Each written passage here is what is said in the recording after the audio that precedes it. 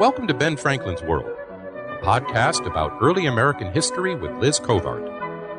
The study of history is key to understanding who we are and how we can affect a better future. Ben Franklin's World will introduce you to historical people and events that have impacted and shaped our present-day world. And now, here's your host, Liz Covart. Hello, and welcome to Episode 7 of Ben Franklin's World, the podcast dedicated to helping you learn more about how the people and events of our early American past have shaped the present-day world we live in. Each week, we sit down with an historian to discuss their unique insights into our early American past so we can learn more about who we are and how we can affect a better future. On June 1st, 1785, King George III received his first diplomat from the United States after recognizing its independence in April 1784.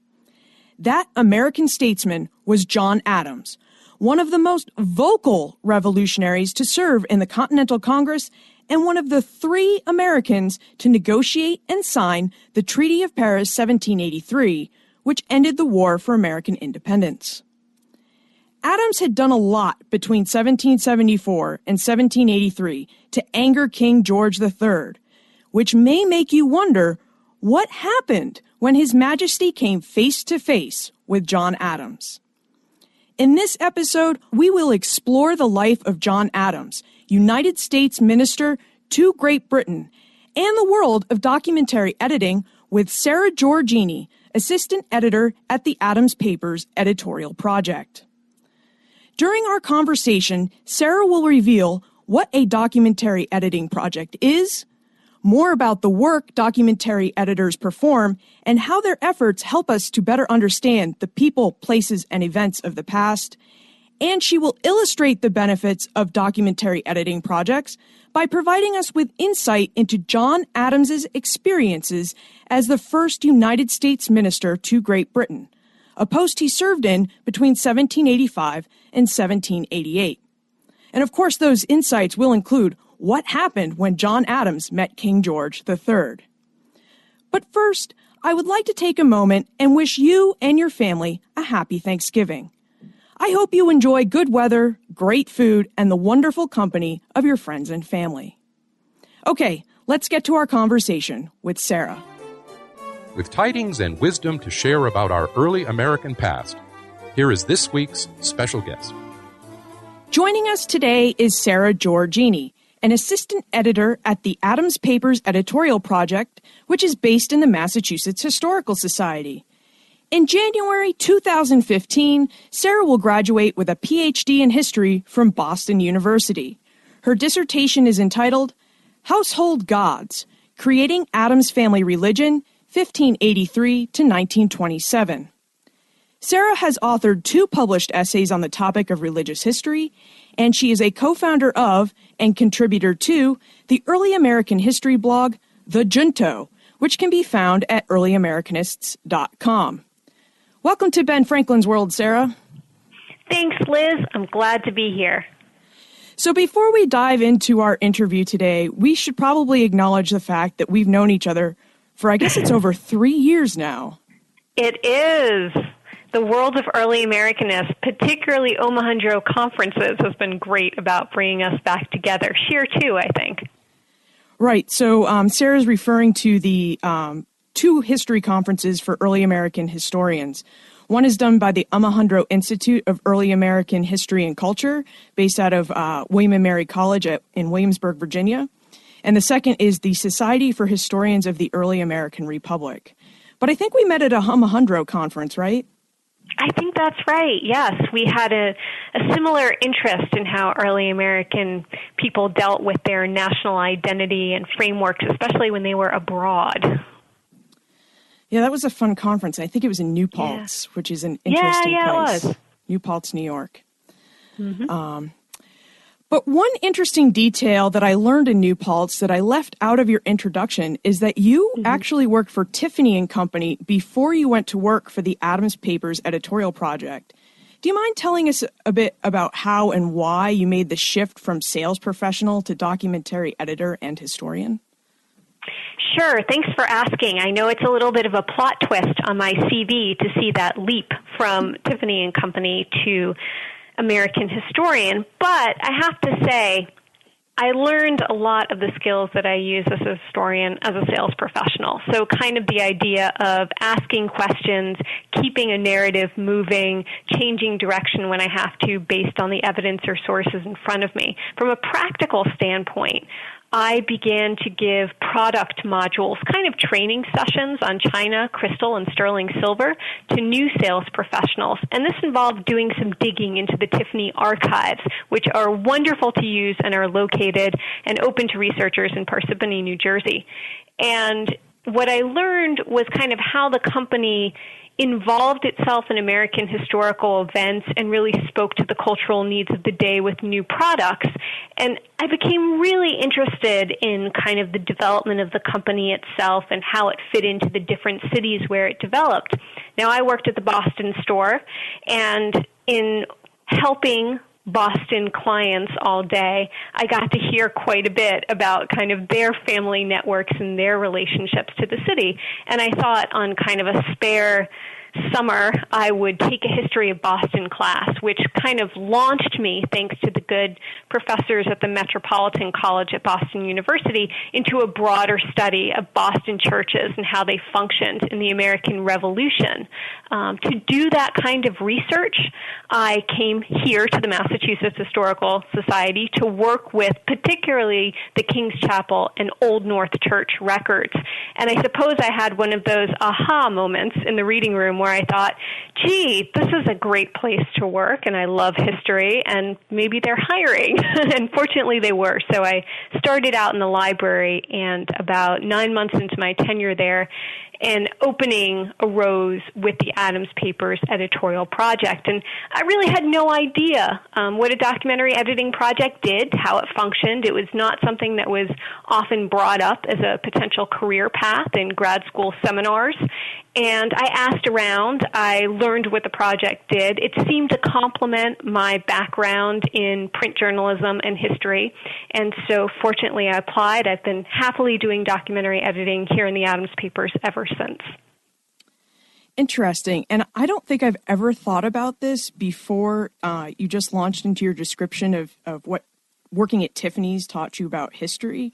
But if you think about it, not only is Tiffany and Company a historic American company, but they deal in early American products of china, silver, and I forgot the other one you mentioned, but china, silver, and crystal. There's a great history of kind of commodity practice and exchange there, which I would encourage someone to do. So you might have been a historian at heart all along and just hadn't recognized it till you took that history class. Exactly. I think that's kind of what happened. It did, sorry for the pun, crystallize exactly my skill set and really teach me to train it on telling the story. And something that's really important as a sales professional that we were trained to do at Tiffany & Company is to kind of tell the story of the product, to translate and promote a certain experience that arises from interacting with it. And I think that's something that historians try very hard to do too, to kind of translate and pluck out these threads of experience that may not be immediately visible until you've pulled together the right kind of core of documents and put it together for someone. That is what we do try to do. So that fits in really nice. So what is a documentary editing project, and what type of work do you do as an assistant editor? Sure. So the Adams Papers is fairly representative of most documentary editing projects, and our main goal is to create a faithful, accurate transcription of primary sources of the text that we hold for scholars to use. I'm sorry? What is a primary source? By primary source, we're talking about the correspondence, the diaries, the first-person accounts, the visual culture that is manifested and preserved by the Adams family over the course of 10 generations. And here in the Adams Papers, we have about 250,000 manuscript pages of material to work with. The family very kindly brought the papers here on deposit at the turn of the 20th century. And by about 1954, they agreed to leave them with the Massachusetts Historical Society on the sole condition that they be published and shared. So since about 1956, we have published nearly 50 volumes related to the family. And we organize those primary sources a certain way, because otherwise it would just be an avalanche of material. And the way we've done it is to create 3 editorial tracks. And this is something you see a lot of documentary editors do in order to sort that much material. So the first track, the Diaries. That's incredibly important. That's where John Adams talks about kind of life as a, brand new Harvard graduate, where he's kind of stumbling along teaching at a boys' school in Worcester, or it's where John Quincy really strenuously updates his diary every day for a half century. These are the things that we want to get out right away, because it's someone speaking in his own words about his experience really at the heart of American power and out in the world. So that's the diary track. And within that track, we've recently moved to also include John Quincy's wife, Louisa Catherine, and to bring her voice into kind of the Adams family canon. So that's the diary track. And then the second thing that we do is a track of Adams family correspondence. And in this series, really, Abigail Adams is the star. This is the juicy correspondence between Abigail and her sisters. This is correspondence about what's going on in Quincy and Braintree.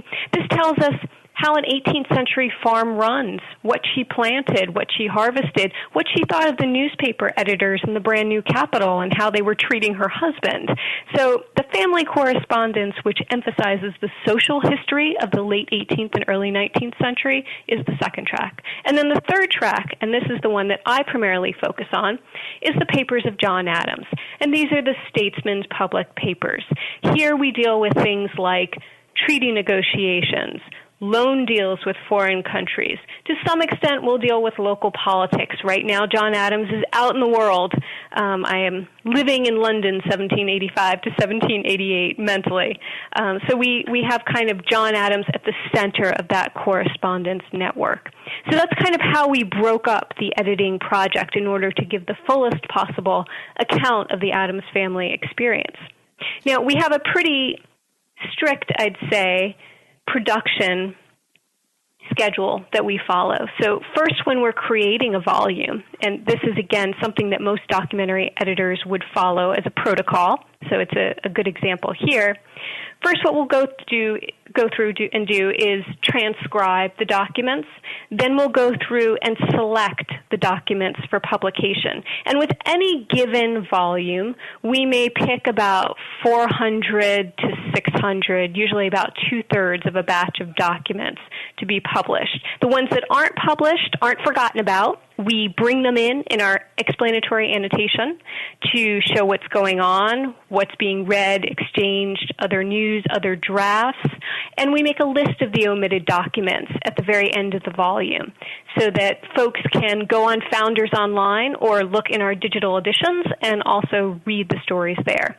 So once we've transcribed and we've selected the documents, our next step as documentary editors is to annotate the documents. And here it's really important to have a good, clear set of editorial directives. And the ones that we follow come from our founding editor-in-chief, Lyman Butterfield, but we have tweaked them over the years. We have edited our editorial directives to reflect changing trends in scholarship, new discoveries, digital resources that didn't exist maybe 10, 20, 30 years ago, which is fantastic. And annotation, the style of the Adams papers in terms of annotation is to be skeletal, direct, and explanatory. So we don't, for example, overly annotate a congressman who is a passing cameo in an Abigail Adams letter. He will show up in the index instead. So we make choices about what to annotate. Something else that we do in order to create that very clear, accurate, faithful transcription of the text is something called Tandem Collation. And this is one of the perks of being kind of live-in researchers here at the Massachusetts Historical Society. We will have 2 sets of editors, one sitting with the original manuscript and one sitting with the transcription, and we will call out every letter, every word, every scrap of punctuation, every 18th century non-standard spelling, or every time Abigail says business or sparrygrass for asparagus, so that we know we're kind of getting the Adams voice in our head and on the page.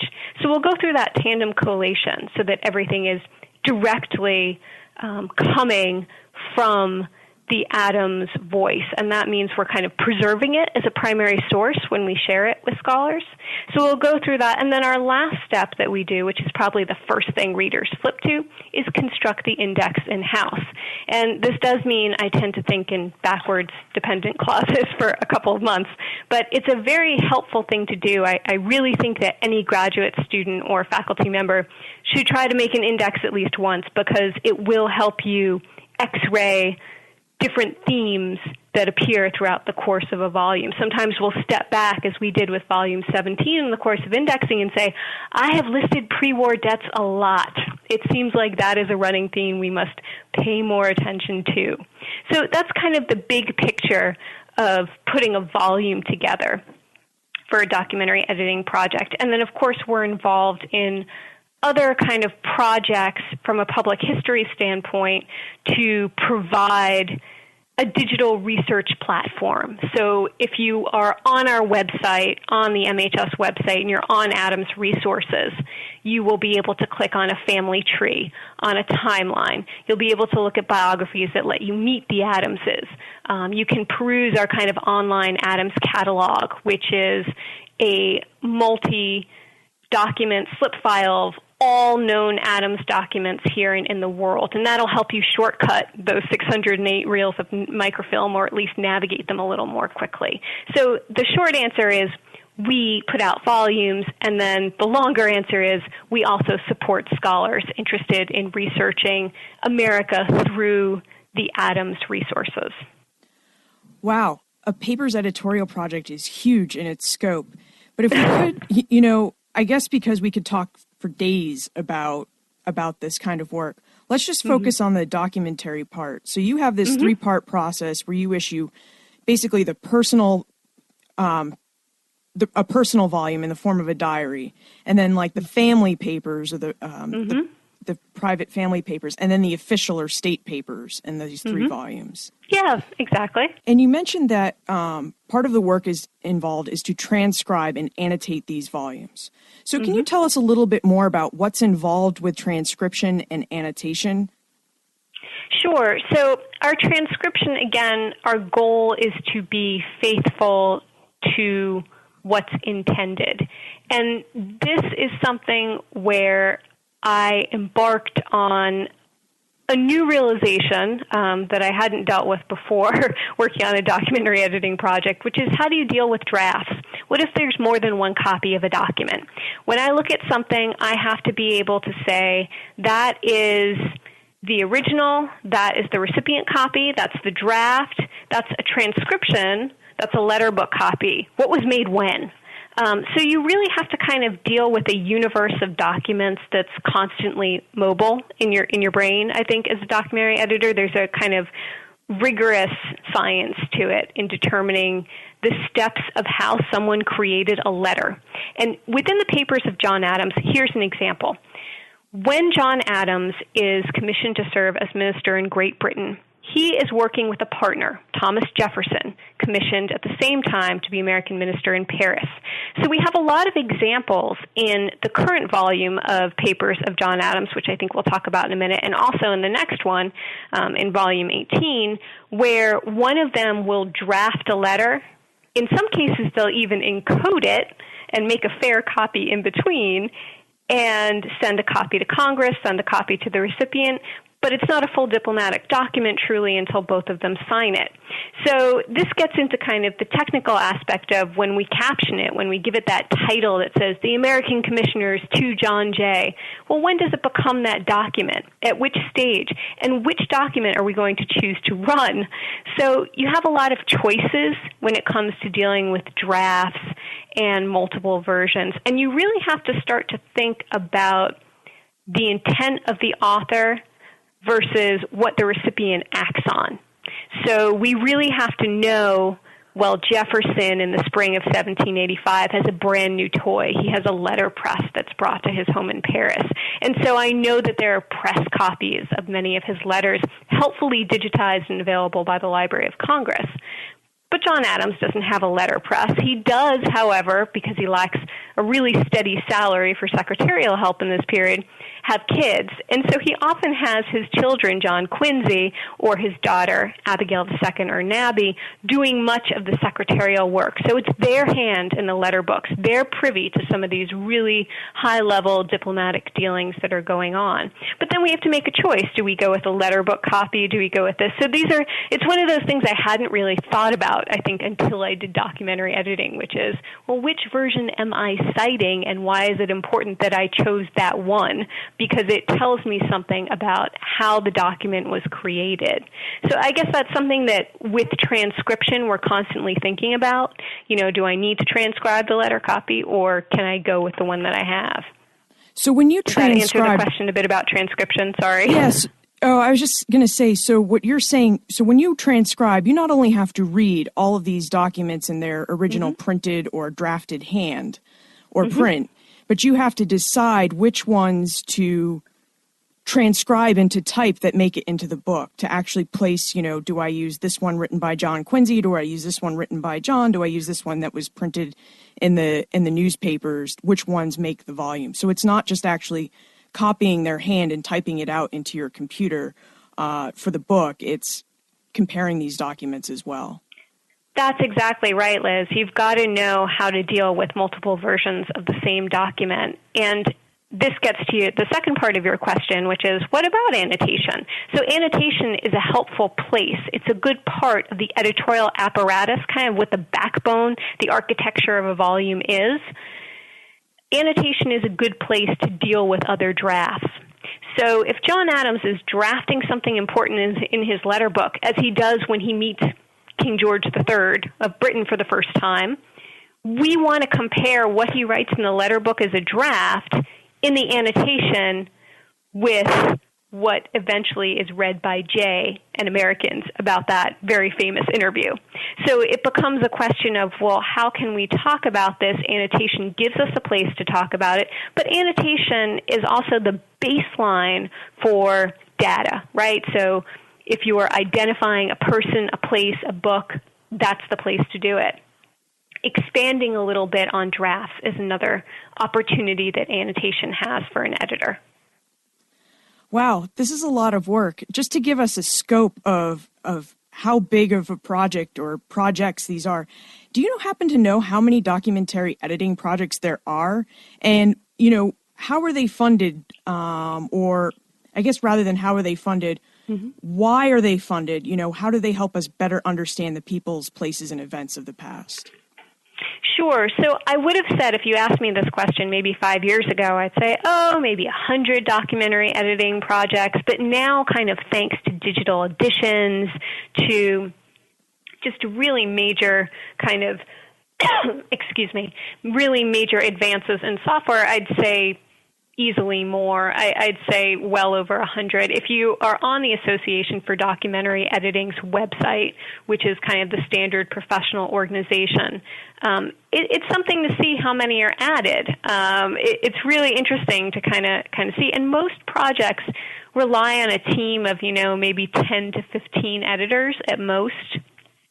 That's certainly true of some of the other Founding Father projects that we work with. Sorry. But it's certainly very much a core of editors, usually a mix of people with a background in American studies, American history, journalism, kind of all walks of life in terms of who works on it. As for funding, most projects like us have a mixture of private and federal funding, and that's something that is part of the public history world, I think, and one of the real challenges is to keep that interest. And fortunately, I have to say, most people are interested in still listening to John Adams and hearing what he has to say, and to Abigail, too. So we've been quite fortunate in that regard so far. Great.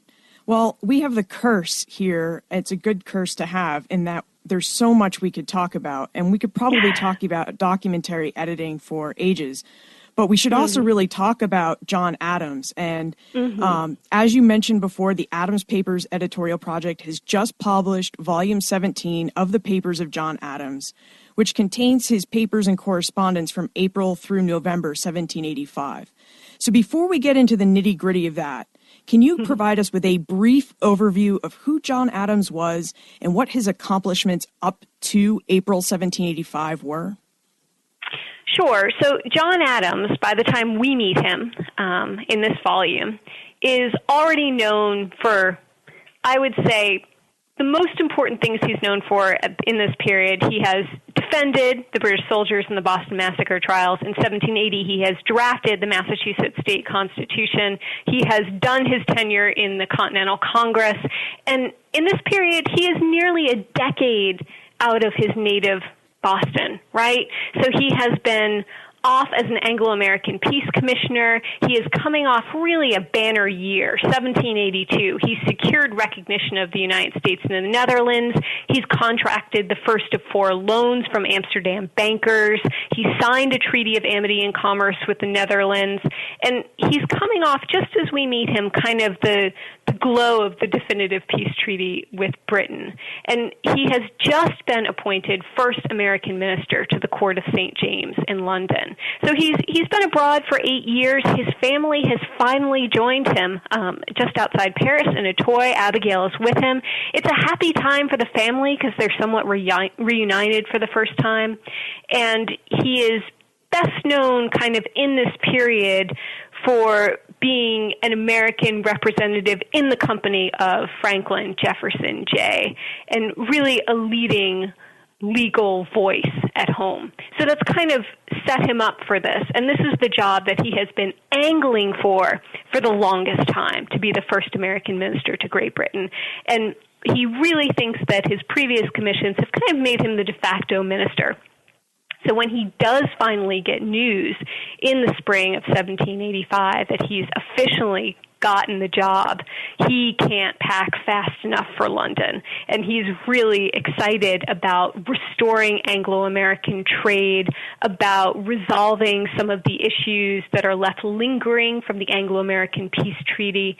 And I think he's kind of curious to see the British ministry up close. I mean, here's something that he had a very quick trip to London a few years earlier, but he's really not experienced British culture. So he's a provincial New England lawyer thrown out into the world who has ably met a job he never really was prepared for beyond reading, which is to be an American statesman, and this is his big chance to really restore faith in a brand new country in front of the eyes of Europe.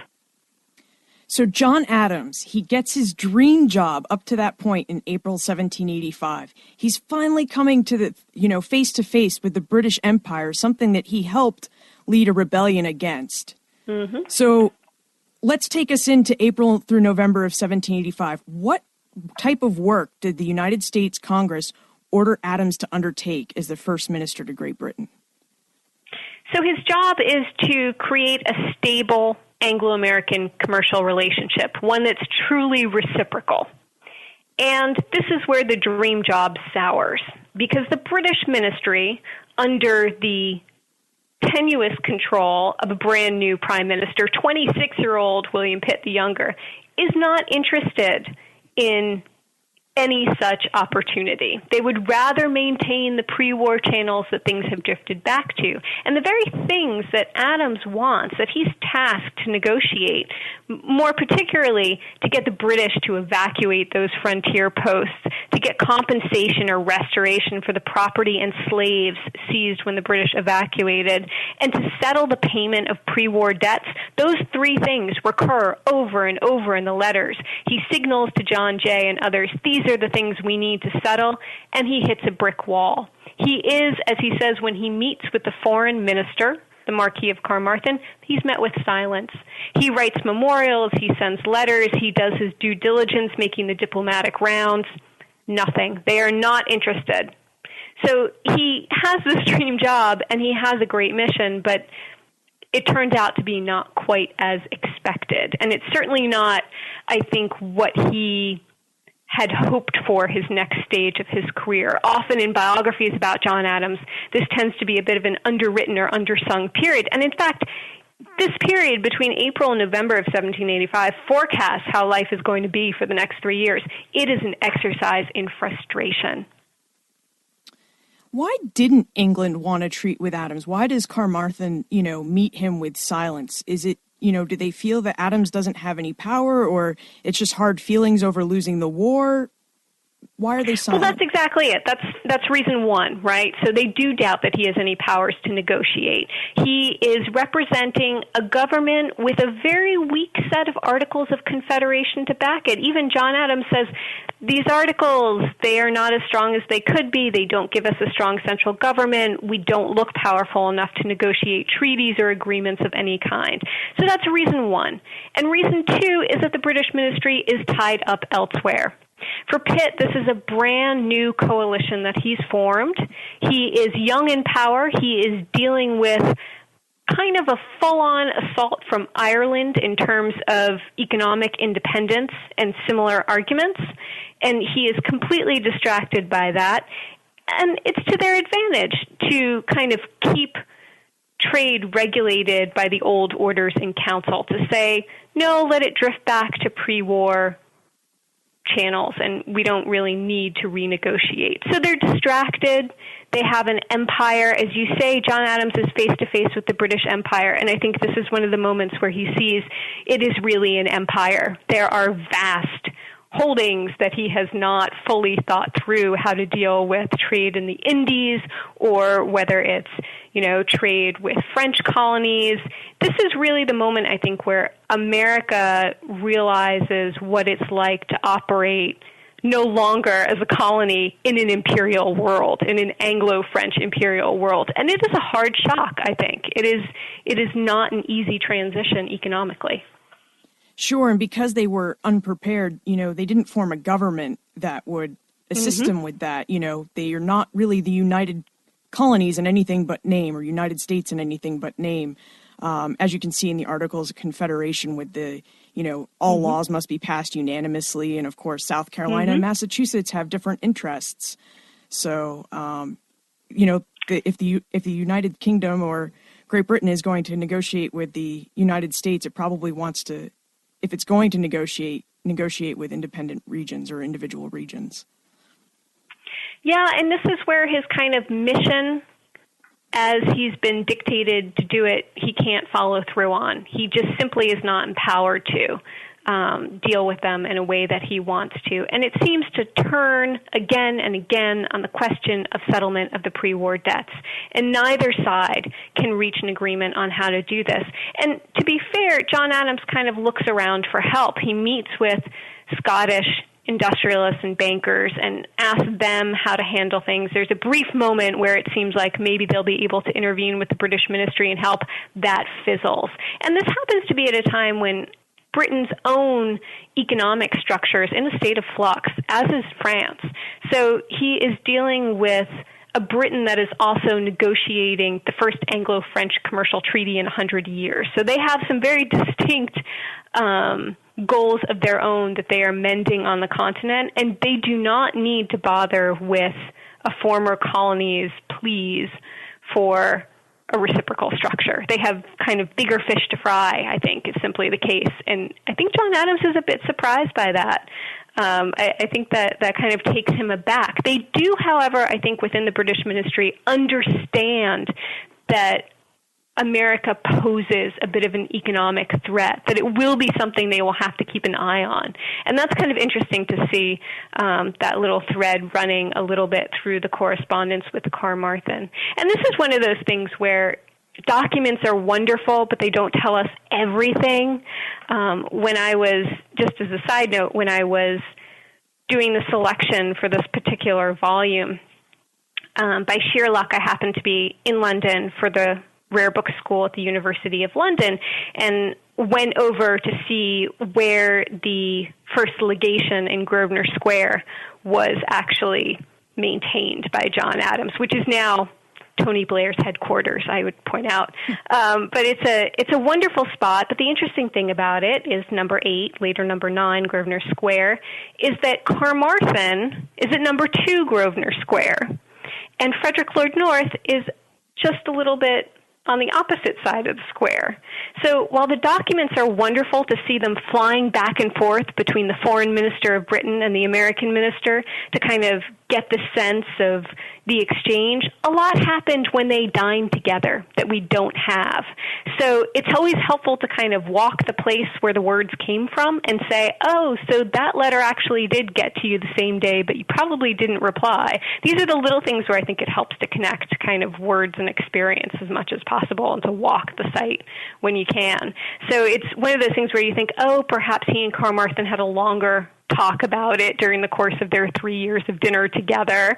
It's one of those things where the documents just can't give you everything, but you really want them to, or you want to eavesdrop on that dinner, right? Yeah, definitely. I've been in many of those situations. It's like, oh, I wish you would just tell me a bit more. Mm-hmm. So I know the Confederation period economy, it's a mess, and there are books written on it. But since you brought it up, can you briefly tell us, what the repayment of debt issue was, why it's left over from the Treaty of Paris 1783 negotiations, and whether John Adams experienced any success in resolving the issues left over from the Treaty of Paris 1783 that Congress has tasked him to deal with? Well, there's a great deal of confusion, actually, about how to pay the debts, where to pay the debts.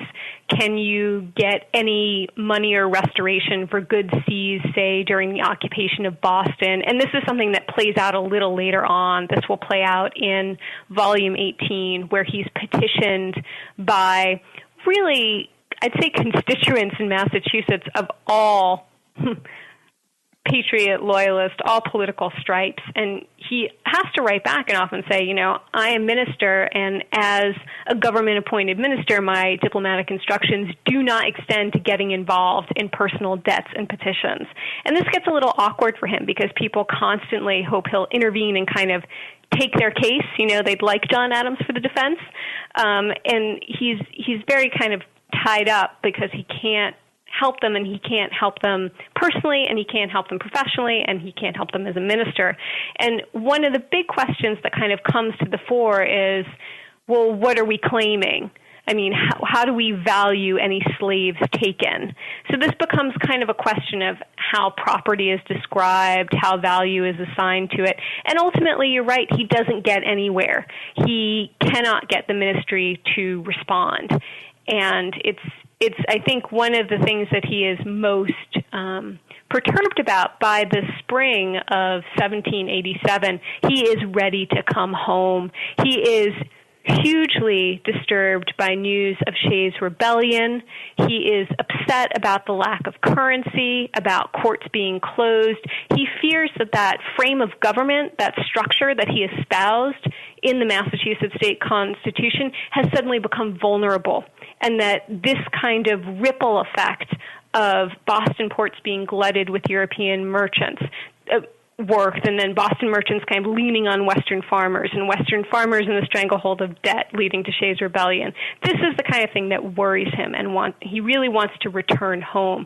So he knows he can't resolve it. I think he thinks that if he is back on the ground in Massachusetts, he'll be able to have more influence, and certainly with the first 2 volumes of his defense of the Constitutions rolling out, he thinks that this is a way that maybe he can have a voice in the struggle. Wow. So he can't resolve the debt issue. He's probably feeling pretty low about that, as a preview into the next volume. And these debts that he's trying to help resolve, these are personal debts that people, merchants in America have taken, have acquired from merchants in London for goods that they had shipped while colonists. Yes. Yeah. All right. I know we have already talked a lot already, but I have to ask 2 questions. Sure. All right, so 1785, John Adams, first minister to Great Britain. One of the formalities of serving as a foreign minister or an ambassador today is being presented to the head of state. So we have to know, how did King George III receive Adams? Was His Majesty polite? Was he rude? Did Adams actually talk to the king? Can you describe the scene for us? So this is actually, I'm so glad you asked, because this is one of my favorite sets of documents that we have in the volume. And it's one of those where you think, what's going to happen? Even though you kind of know how the movie goes, but you still want to watch. So in April of 1785, when he first gets an inkling that he might get the job, John Adams is worried about how to be presented to the king, which takes some doing, because John Adams doesn't, I think, tremble that easily when it comes to matters of duty and etiquette. And he writes to a colleague, the Dutch minister, and says, well, how exactly do you do it? Is there something I'm supposed to do? How do I respond? And so he gets kind of like a preview.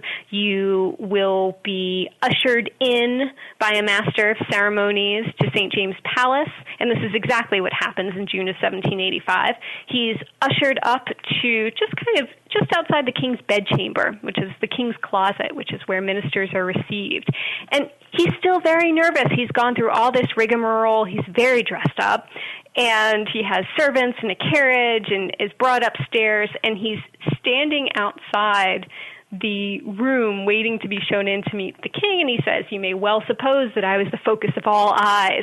So he's pretty nervous, and he in fact says that once he's ushered in, he goes in, he makes his 3 reverences. You make one at the door, another about halfway, and then one when you're right before the presence of the king.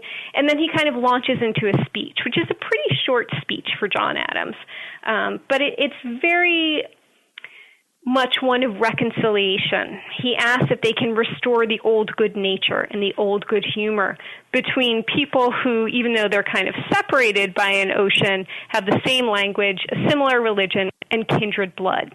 And this is his kind of salvo that he puts forth. But he's very affected. And to him, this moment standing before the king, this is really what marks the end of the American Revolution and the beginning of independence. This is the moment where you have an American emissary, a rebel leader, someone who signed the Declaration, standing in front of a king who had said just 2 years earlier he would never, ever recognize such a thing. So the king listens to him, and it's at this moment when I turned in my annotation to think about George himself. And the thing is, he and George are about the same age. George is maybe 3 years older, which is something I hadn't really thought about before. So the king listens, and he says, really kind of a welcome to the reconciliation. He kind of says, I was the last to consent to that separation, but since it's been made, I'll be the first to meet the friendship of the United States as an independent power. Let the circumstances that you mentioned, language, religion, and blood, have their natural and full effect. And so John Adams takes this down and takes it in, and you think that the interview is over. And this is the point where, when we were reading it in collation, and I was reading John Adams' account of it, I thought, oh, well, and now we're done. But then there's a little more, because the king, having done the routine task of welcoming the minister, says, oh, and were you just in from France? And he says, yes. And the king tries to sort of catch him out. And he says, some people say that you are not the most attached to the manners of France. And here John Adams gets a little flustered. He gets a little nervous because there's no good way to respond. He doesn't want to look overly eager to embrace either country. He is American at heart. And so he says that he wouldn't deny the truth of that, but he says that he has no attachments but to my own country. So meaning he's American through and through. And he says, the king replies, quick as lightning, an honest man will never have any other. So this is their first exchange, right? We have some boundaries that have been tested, some reconciliation that's been attempted, and this is kind of the relationship as it exists. And that's kind of their first back and forth. So he retreats, he makes his 3 backward bows. He goes out of St. James Palace, and he's very taken with the idea that there are servants who are running ahead of him, roaring for Mr. Adams's servants and Mr. Adams's carriage. This kind of aristocratic, diplomatic rigmarole and ceremony is what will probably peeve him the most over the next 3 years, and it's far out of his experience as a provincial New England lawyer. So that's kind of his experience. He meets the Queen about a week later. She is a bit briefer in her interview. She asked mainly if he's found a place to live, but she does welcome Abigail and Nabby to the court as well. So they have kind of an interesting first exchange. There's a moment of welcome, but of course not welcome back, but kind of welcome to this world where the British Empire is still very much alive and functioning. Now, the interesting thing about this whole exchange is that John Adams has to record it, right? People are waiting, just like you were eager to hear about it. People are eager to hear about it back in America. And he's worried, very worried, that it will be misreported or some version of it that's too candid will be laid before Congress. So he drafts the whole report to John Jay in his letter book, and then he makes out a fair copy of it, and then he encodes it in an alphanumeric nomenclator code so that when it does get to America, we have a couple of different drafts as documentary editors we can draw from. And we say, well, in the letter book, the first time he said, George kind of had a German accent. Well, he took that part out. Or he says, and then the king said this. And the parts where the king is talking, those are the parts that John Adams agonizes over how to report because he wants to get it just right. So this is one of those moments where it's really fun as a documentary editor to kind of have a lot of drafts because you get to reconstruct how he recorded this interview and shared it with Americans back home. So that's kind of the launch of his relationship with George, which is fairly cordial for 3 years. He'll see him at diplomatic circles. Abigail comes to court, and she has quite a lot to say about it to her sisters and to her nieces. And you really kind of get a fantastic perspective from Abigail about London life and culture. Wow. You do a lot of awesome work as documentary editors. I mean, you painted a full scene of what it was like for John Adams to meet George III. It was a lot more gracious than I imagined, but by comparing the documents, you're able to paint a much more full picture than they probably even had in the newspapers. So that's fantastic. Well, Sarah, I really appreciate your time today. We have already gone way over our normal 30 minutes. It's been a pleasure.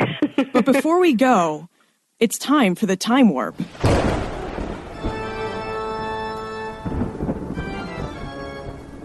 The time warp. Historians can't predict the future, but they can speculate about what might have been. Yay! Now, this is the fun segment of the show where we ask you a hypothetical history question about what might have happened if something had occurred differently or if someone had acted differently.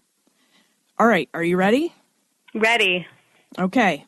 So in your opinion, what might have happened if Congress had ordered Thomas Jefferson, Benjamin Franklin, John Jay, or some other American to serve as the first minister to Great Britain instead of John Adams?